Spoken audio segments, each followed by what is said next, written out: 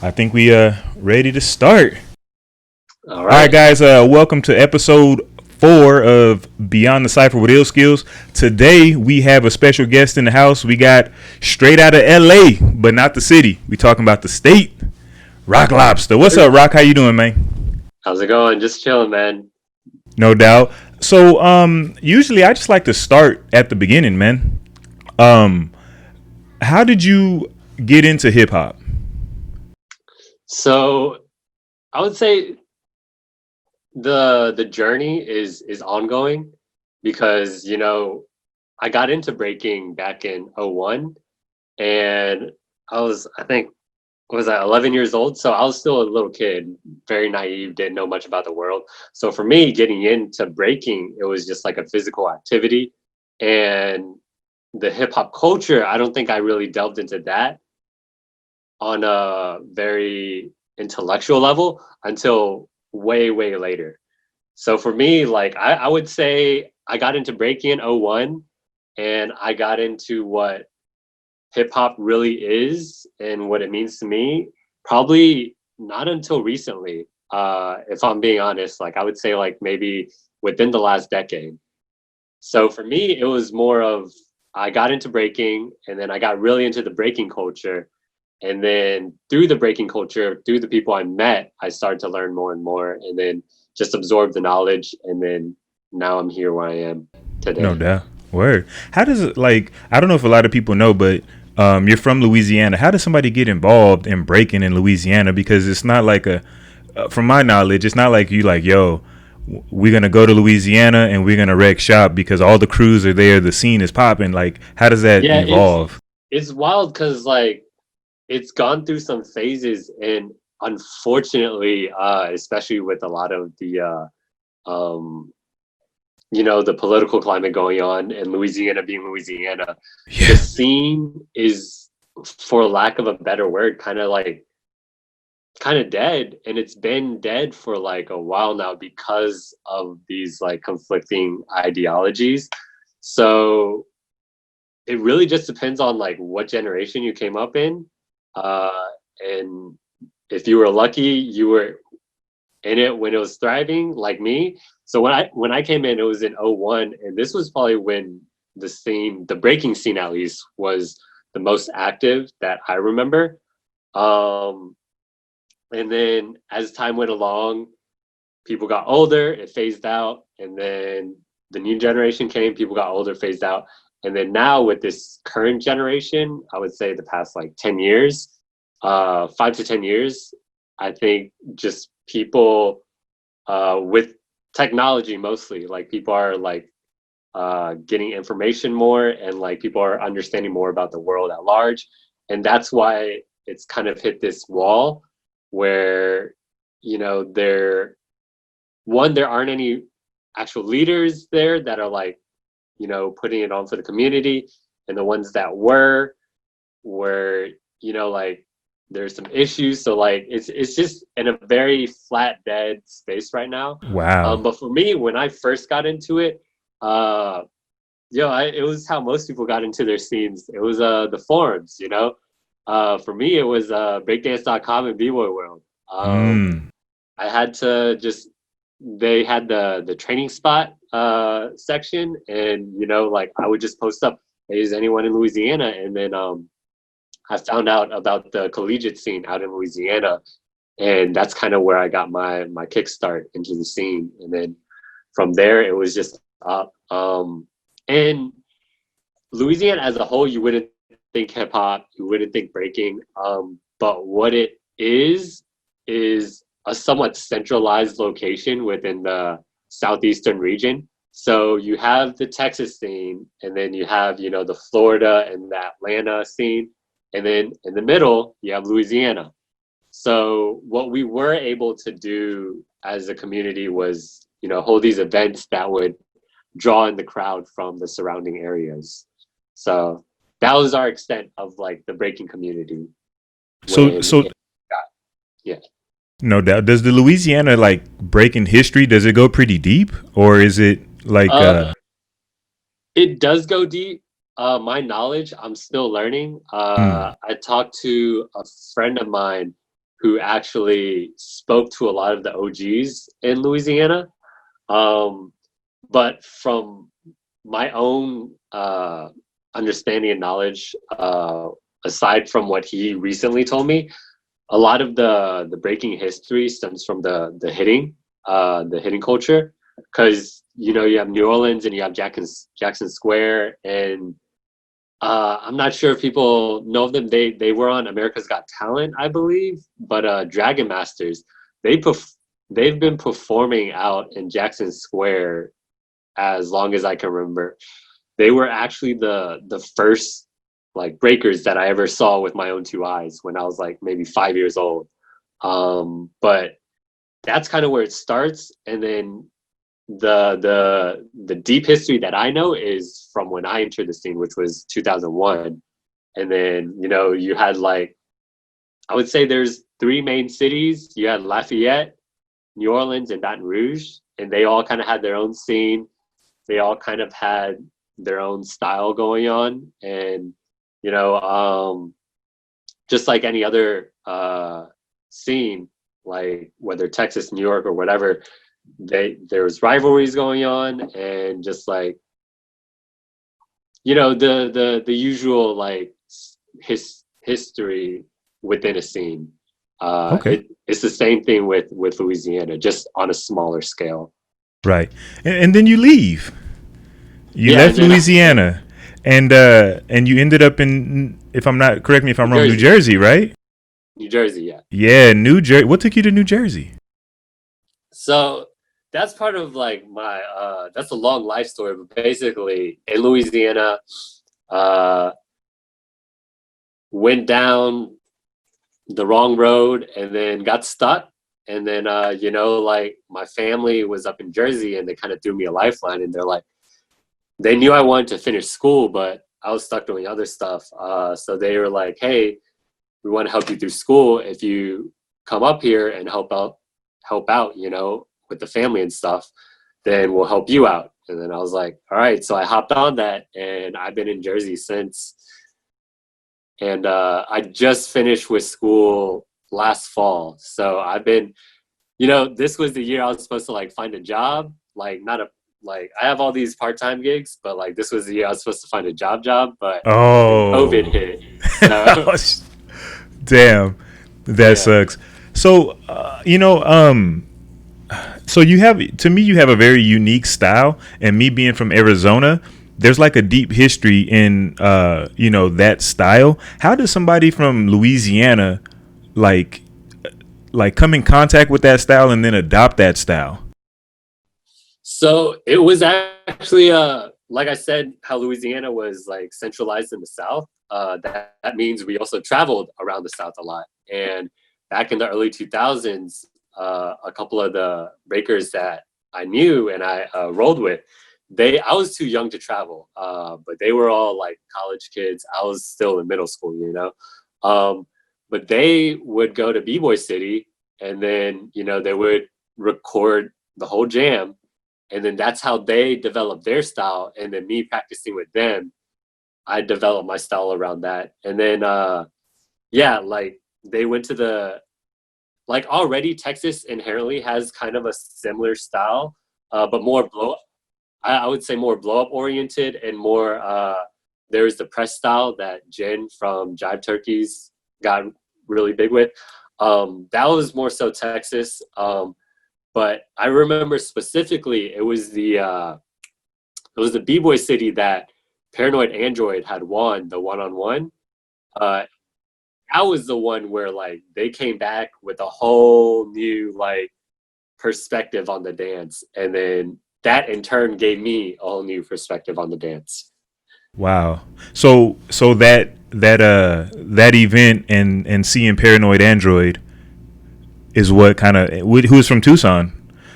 Yeah. So that kind of, have you ever met him and like ever shared that story with him? I've met him at jams here and there. The last time I seen him was he was judging a jam that I did an expo at. I think 3 years back. Someone set me up to do an expo against Xzoob. Oh, yeah, there you that go. was a fun time. But yeah, that was the last time I seen Paranoid Android. No doubt. And so when you moved to the north, to the northeast, like, you know, more of a traditional b-boy style route, how was your style initially accepted? Um, well, the thing was, there was one side where I was embraced, especially by the Jersey scene, because the community it's not like huge like New York, like where there's 5 boroughs and there's a bunch of crews in all the boroughs. In New Jersey, when I came in, it was kind of on a decline. Like a lot of the older heads started like stop breaking, kind of like Louisiana before, like they're just getting older. So when I hopped in, like they're very like welcoming and like they embraced me.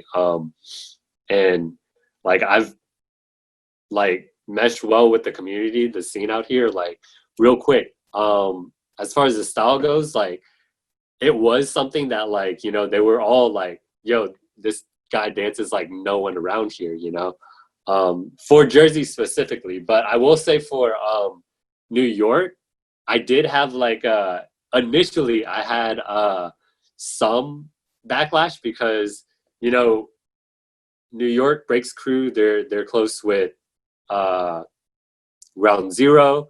So like when they first saw me hop on the scene, their initial reaction was, this is an exuberant biter, which I understand. Like it makes sense. We utilize similar like positions and movements.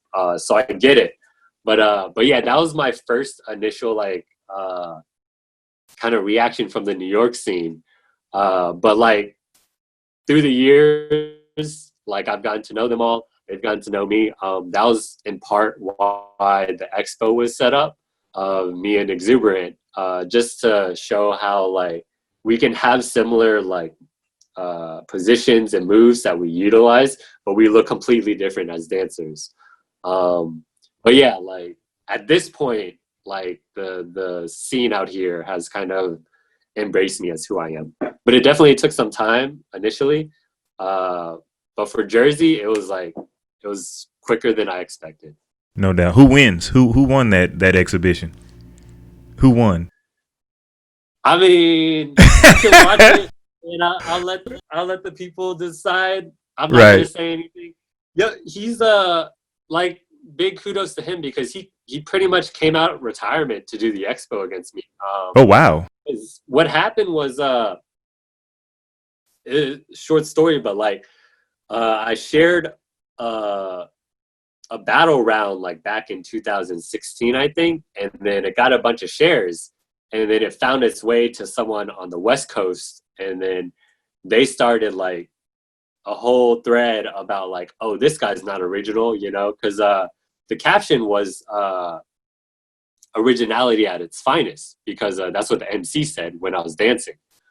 So like there's a whole thread about it, about like, oh, this guy's body exuberant, J-Rock, et cetera, et cetera. And then there's this whole discussion, and I hopped in there and gave them my history and where I came from and how long I've been doing this. Because I know I'm not like crazy well known nationwide, like I was mostly in the South for a long time. But yeah, after that, one of my buddies from I don't know if you know him, Frantic from South Carolina. I He's don't. he rolls with I think he's still with Battleholics and Dynamic I Rockers. okay. I know that name, Battle Harlex. Yeah. So he's in Battleholics and Dynamic Rockers, and he's been knowing me for a while because he used to go to Atlanta jams and stuff. So we've been knowing each other for a minute. And he's always been cool with me. He's always respected my style and understood where I came from. So when he saw all this backlash, he hit me up, and he was like, he throws an annual event in North Carolina, a really big event. And he asked me, he was like, "Yo, Lobzter, if you wanted to do an exhibition against anyone, who would it be?" And then like my gut reaction was like the first person everyone says I buy it, which is Exuberant. So I said Exuberant, not thinking like it would amount to anything, but he was like, "Oh, word, let me make this like happen." And then he hit up Exuberant and he was like, "Yeah, I'm down." So like he came out of retirement and did an expo 5 rounds against me, and it was a good battle. I think it served its purpose as far as like, you know, showing that we're two completely different dancers that just happen to do some similar body positions within our moveset. But yeah, it's a good battle. I'm not gonna say who I thought won, but yeah, it's on B-Boy Network, so go look it up. It's a good battle. So we're talking battles and exhibitions and things like that. You just recently, at least recently, like this year, had an online battle against a guy that very few people get to battle, especially if you're from the U.S. Tell us about that experience. So it's actually funny because after the whole pandemic started and everywhere was on lockdown, within my own circle of dancers, we all kind of like not agreed, but like we were all kind of on the same page as far as like we're not going to do online battles because just because like we wanted to take this opportunity to really like just, you know, dive back into our dance, explore again, just enjoy the freedom of it and not having the pressures of the battle or competition or any of that. So we were all very much on the same page, but Break Free did one, and then they had a huge cash prize. And for me, going back to like my roots, you know, I'm from Louisiana. Texas was a pivotal part of like Louisiana breaking history and like my breaking history because, you know, the crew I'm in is a Texas crew. Right, the brothers, right? Right. So I like to support as much as I can, and I know how much and like what Break Free does for breaking and the community. So for me, it was like, you know what, like let me just do this one online battle and support them. I know because like just the production value, what they're attempting to do for the first time ever, like it was a big task, and for me it was like, you know, like this is a community that I'm part of. Let me support. So I decided to like I entered literally the last minute. I think the deadline was 12, and I submitted my video at 11:59 or something. And the prelim was you could record any round. It had to be a new round. It couldn't be like battle footage or anything. You had to actually record a round. And you could use any music you wanted to. So I used clips, grinding, just because one, because it's a dope song, and two, I figured it would help me stand out a little bit just because of what everyone else is going to be breaking to. You know, you have your flag mixes, your lean rock mixes, and all those mixes. So for me, it was like, yo, let me just play a straight hip hop track and just let it play, and that's what I'm gonna dance to. But yeah, so prelim, you could just record a round, submit it, and then they selected, I think it was top 64 out of, no, it was 32. I think it was 32. Yeah, it was 32 out of somewhere around 100, between 100 and 150. And then I ended up making top 32, and I had Lil G in the first round. So that was fun. It was, I think this was, I want to say like two months into the lockdown, 2 or 3 months into the lockdown. So I had gone 2 or 3 months with no jams, no sessions, no practices. And this is coming from like living in the East Coast. I know we're privileged compared to the scene elsewhere in the States, but we have a jam like every weekend. Wow. So for the past like 4 years, it's been like routine for me to be at a jam every other weekend, you know? So it's like going to the club. Pandemic for me. Yeah, basically. So the pandemic and like the lockdown was like crazy for me because like it was my first time in like 4 or 5 years that I wasn't seeing all these dancers like on a weekend to weekend basis, you know? So it was kind of cool because before they actually started the live stream, they had all the dancers in a Zoom chat. So like in a way that kind of felt like the closest thing I could come to a jam in these circumstances, to just have all these dancers like warming up and practicing and like throwing rounds and stuff, like, and everyone can see. That was cool. And then the process they went through was, you know, like once they started the live stream, they just sent everyone else on like a hide or something, and they would just have the two competitors visible, and then they play music through their live stream, and then we had to dance to that, and you know, just hope your connection is good and the round looks good. But yeah, I ended up losing unanimously, but you know, it's Lil G. It happens. My not excuse, but with the online battle experience, their music actually glitched up during my round, like it stopped. So it kind of messed my round up a little, but you know, like that aside, I did what I did. Lil G did what he did. The judges liked the battle. Obviously it was a big contrast in style. But yeah, it was a lot of fun just to be a part of that. Be a part of, you know, like what I think was like the first really big online battle during this pandemic. You know, they've thrown a lot at this point, but that was the first big one where it was like nationwide, worldwide, and like they had that kind of setup, you know, where it's actually live and it's not like pre-recorded rounds. So it was a dope experience. Definitely props to Moy and the Break Free team for doing what they did and what they're continuing to do during these times, you know? Yeah, I did see. I watched your battle. I don't know if it should have been unanimous personally, and it's not just because I'm talking to you here, because the way it was definitely a style clash. So you got just like all power against dancing and originality, right? And I don't know. I felt that we should have saw one more round personally. You know, just because I thought so too. You know, and but it is what it is, right? How do you feel? I mean, because like I never. How do you feel about the online battles? Like just the concept of an online battle versus like, because you can't. I mean, you tell me because you actually did it. Can you can't mimic that energy. Breaking is about energy. You can't. It's hard.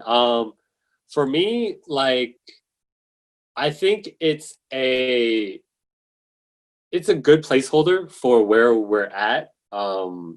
Like specifically like the times that we're in. I don't think it's going to be something that's going to happen post pandemic. But in terms of like just how it is and the comparisons, like you said, like it's apples and oranges. Like it's day and night with like just the fact that like I'm battling someone in my garage by myself. Like I was by myself in my garage by myself. And like this guy's on a different continent. I don't actually, I forget where he was located at the time of his recording. I don't know if he was back in Venezuela or if he was in Las Vegas, but basically like thousands of miles apart. Obviously the internet connection played a big deal for a lot of people. So that's another factor where like you obviously wouldn't have that happen in real life. I remember Data versus Gravity. Data's whole round, like half of it was cut off, and they still judged the battle. And I was just like, but like it was one of those things where like this was the first time they did this. They were gonna have these issues, and you know they did a good job with what they were given. And the show must go on.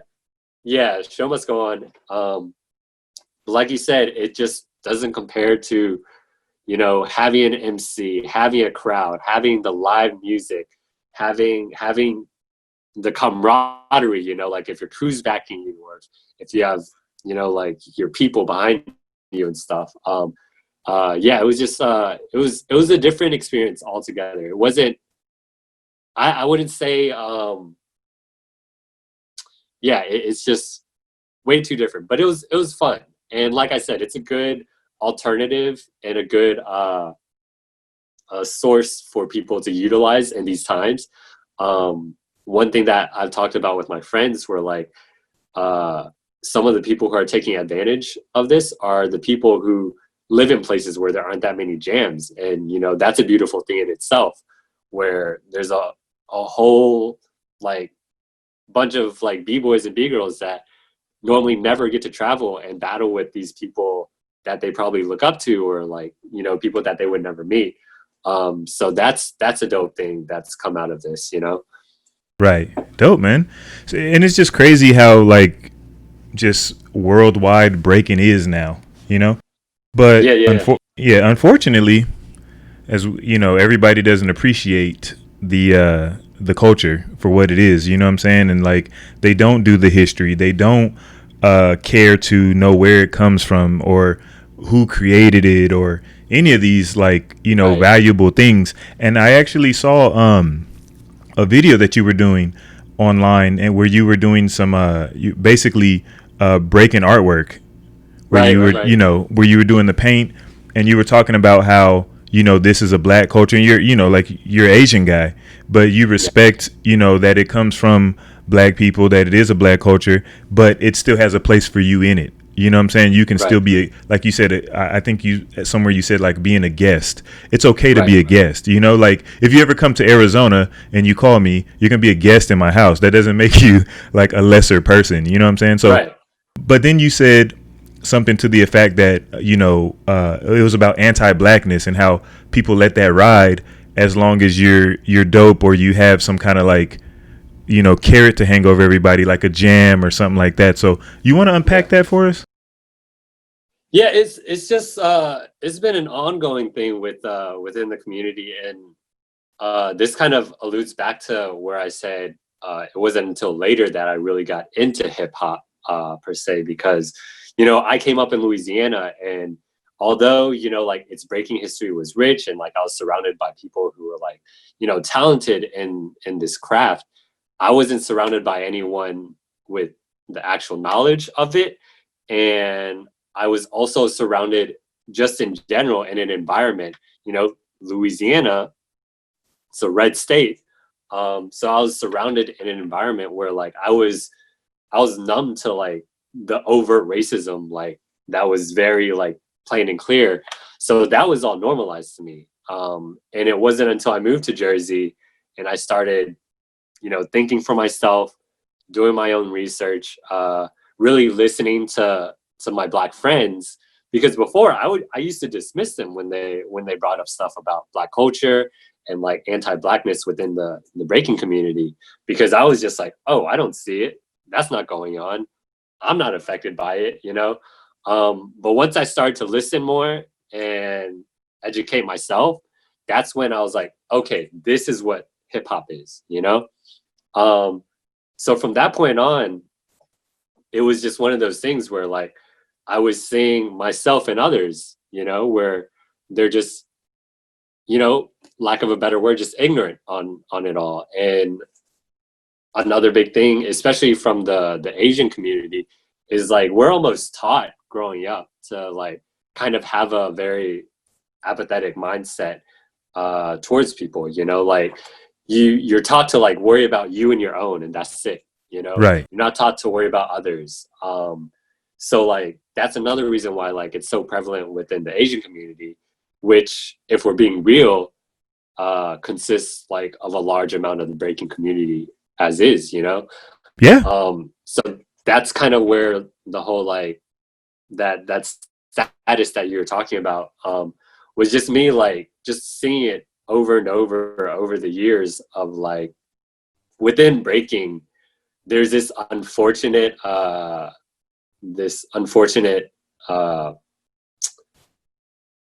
sort of hierarchy in how like the people within the community navigate, and the higher you are, the more you can get away with, you know, the same way in society, the same way in life. So with these people, it's unfortunate because like there are a lot of people in these higher positions that display anti-blackness, that are almost openly racist to certain extents, you know. And it's just upsetting to see like people who are on your side, who are advocating for, you know, like you know, unity and equality and all that good stuff. And then they see these people in the community and they'll say some shit. They'll be upset by it. But then the next day they win a jam, or they're doing a workshop, or they're doing your favorite jam, and all of a sudden it doesn't matter anymore. And, you know, it's just one of those things where it's like, we have to do better at holding people within our community accountable, the same way we hold people outside of the community accountable for how they, you know, their actions and their words towards all of these issues going on in the world. And I know you seem to be a stand-up guy as far as the females' rights are concerned as well. Like that seems to be something that's very important to you, rightfully so.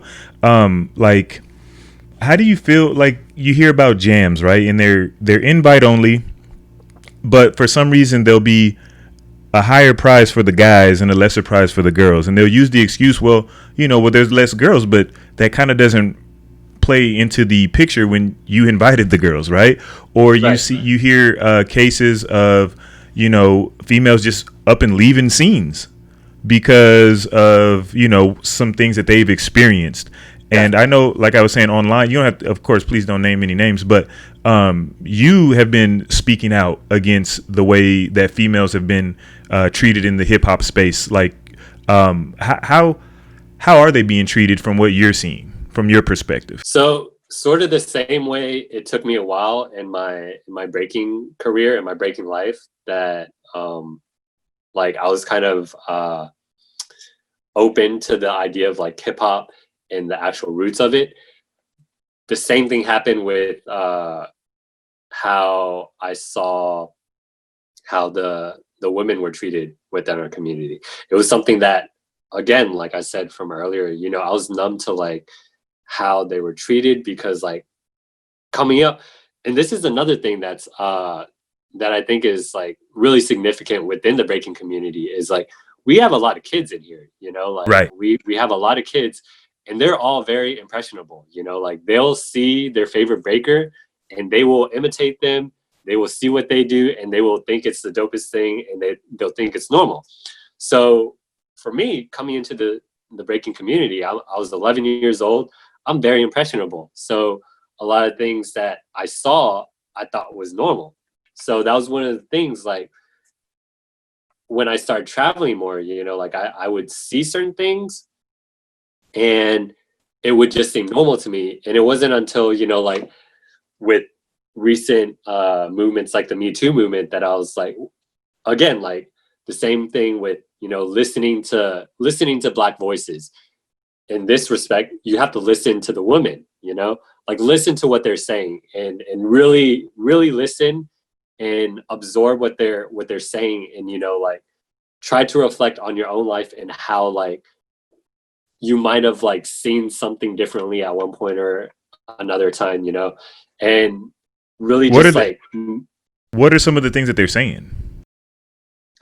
So like for the breaking community. Yeah. So like obviously I won't say any names, but like just overall treatment.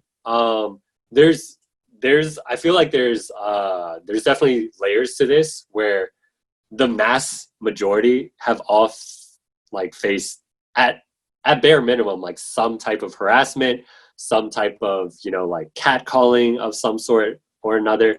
And then the deeper you go, you have people who have actually been groomed from a young age, and then even further, you've had people who have been assaulted, and then even further, people who have been like emotionally abused, and so on and so forth. And this is something that, and back to what you said earlier, like this is one of those reasons why there's so few B-girls in the scene, because this is a male-dominated like environment, and there is, you know, a lot of toxic masculinity within this environment.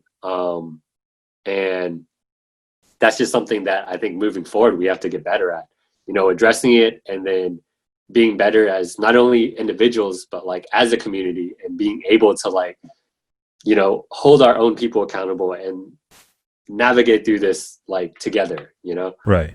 So, like, what would you say should even be a consequence? So, let's say I don't want to put myself in the situation, but let's say someone was like, you know, b-boy such and such did this.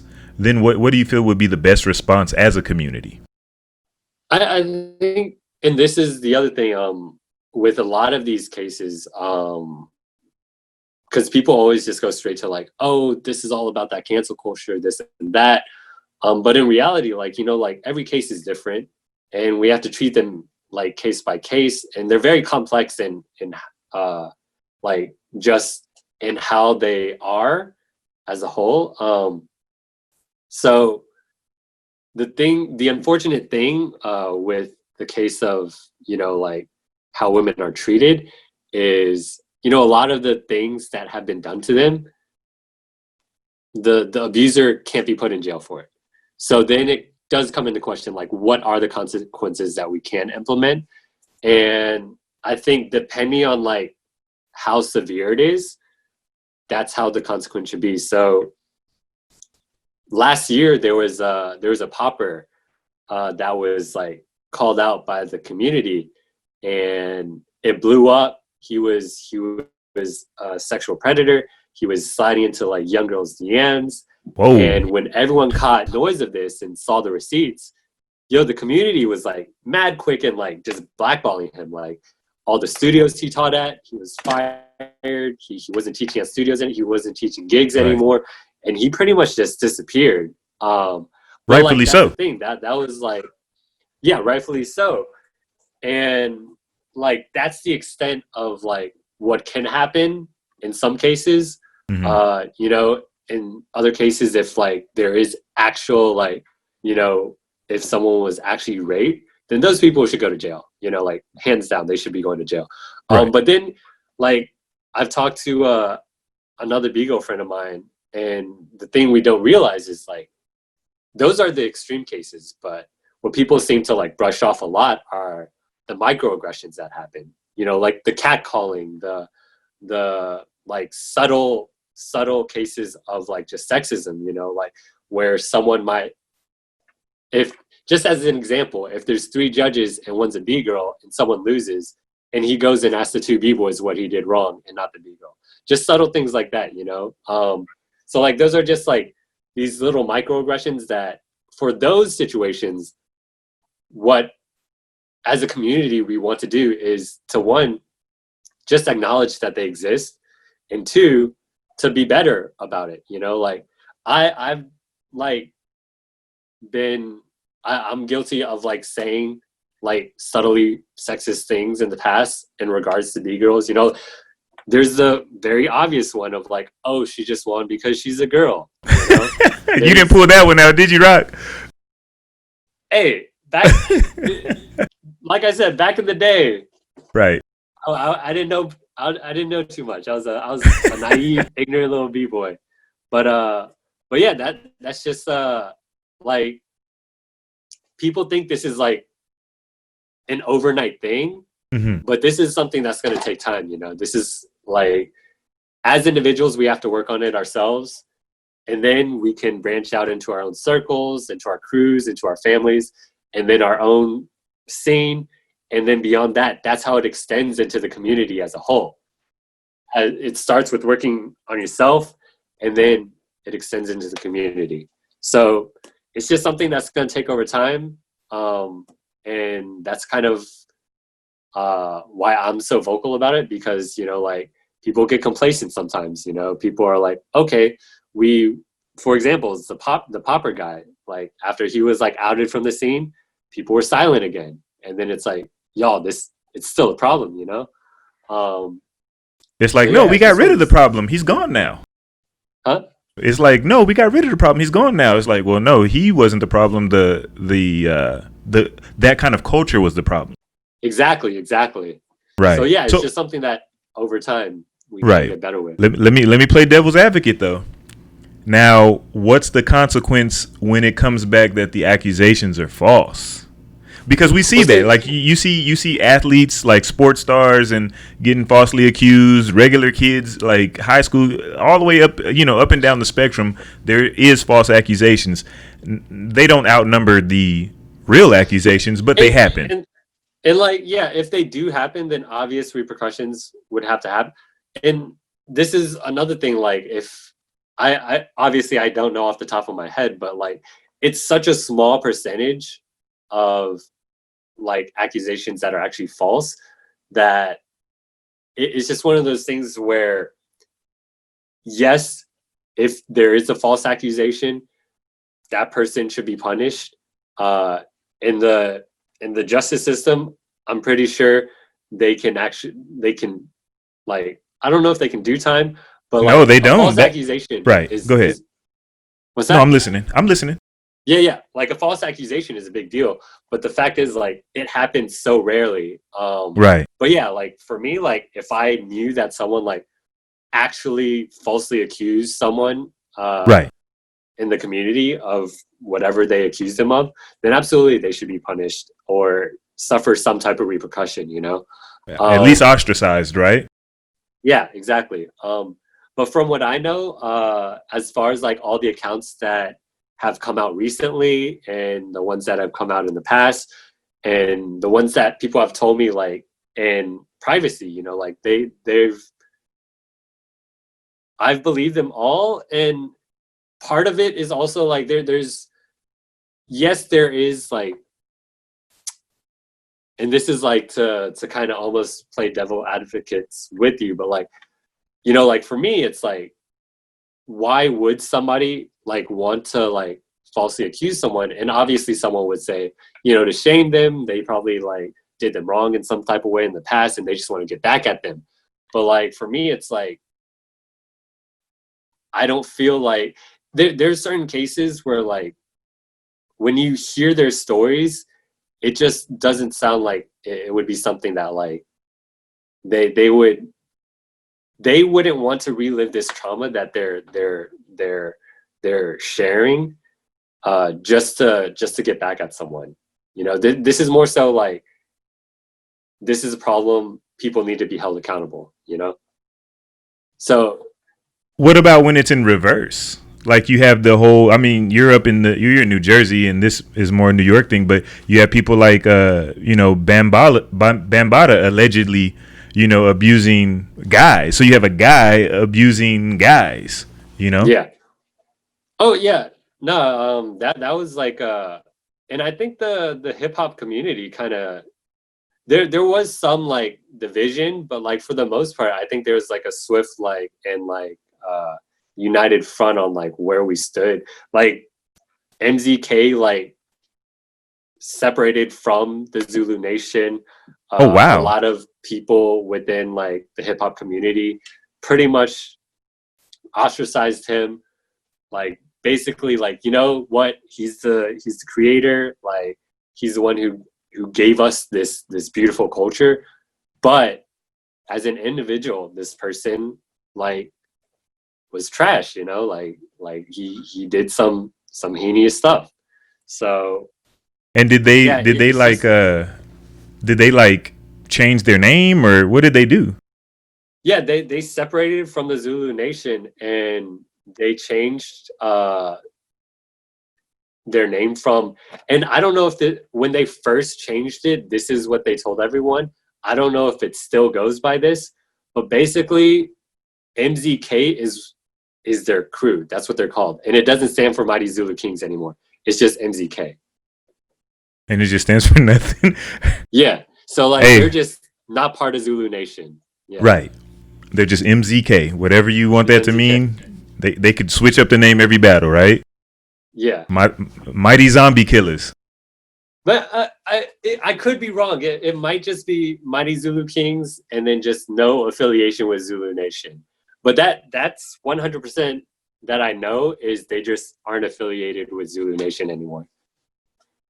So, last thing I want to talk about is at the end of the day, right? How do we do better? How do we get better as a culture? I think like I was saying before, one for sure, like it starts with us as individuals. Like if I have some anti-blackness, or if I have some misogyny or whatever, or homophobia that I have to deal with, I need to deal with that like on my own, you know, like that's something that I need to correct about myself and unlearn, you know, from years and years of just like being fed a certain ideology, you know. So right off the bat, it starts with yourself. But like I said, like once you can start to, and it doesn't even have to be like you have to be like completely 100% like clean. You can still be working on yourself, but then you can also, you know, check on your own people. And I don't mean like check on them to see if they're okay, but like, you know, call them out on their shit. Like Yeah, if you they mean say check them? something, Yeah, no or if doubt. they like do something wrong, be like, yo, like that was kind of racist of you, or like, yo, that was kind of like, that was messed up, you know. And then from there, like it's a ripple effect, you know, like it works into the scene, and then it extends into the community. And I think that's, for starters, something we can do. But then when you do think about like talk about community, that's where you can talk bigger ideas in terms of like hold more panels, hold more events where it's not focused on the competition, you know, and it's more focused on like community and like coming together and like building something, you know. And you know, we have all these workshops about how to dance and the movement itself, but like we need more workshops about like educating people on like the actual movement behind the movement, if you know what I'm saying. So like there's a lot of things we can do as a community. So but it basically comes down to like the individual, and then from the individual it extends to the people around you, from the people around you into your scene, from your scene into the community, and then from the community, hip hop is global, you know. And that's how we get better. And that's why it's not going to happen overnight. Like this is going to take like years, if not decades, you know. Like this is going to take a long time to like really like foster this community that we preach so much about, you know, that it's peace, love, unity, and having fun. But then there's all this stuff going on, and suddenly it's not about that anymore. So like it's just one of those things where like day by day, just step by step, and that's what it's gonna take. There it is, brother. Again, we got Rock Lobster, the brothers, New Jersey, Louisiana representer in the building. If you got some value out of this conversation, please, you know, feel free to subscribe to the channel Beyond the Cypher. Thanks again, man. Thank you for having me, man. Peace.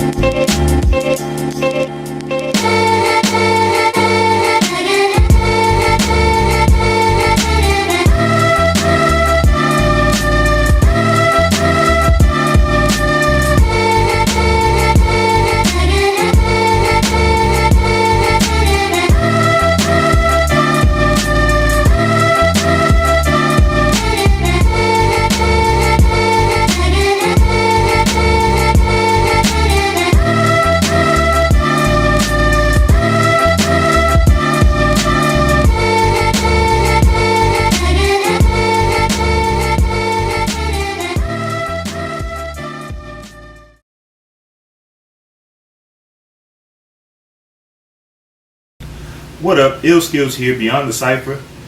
We have episode 4, Beyond the Cypher with Illskillz. Today we have straight out of New Jersey, basically messed it up again. Episode 4, Beyond the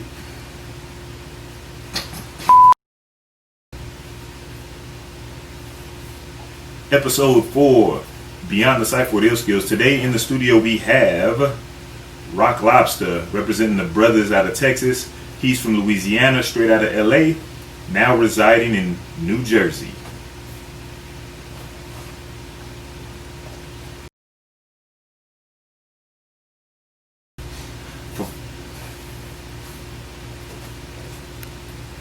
For more videos like the one you just saw, go ahead and subscribe to the channel. Become one of the Beyond the Cypher crew members. No, don't do that.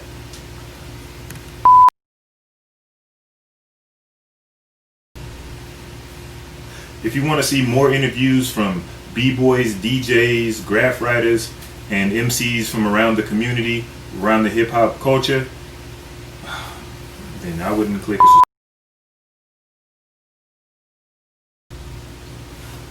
For more exclusive interviews and event reviews, please click the like and subscribe button.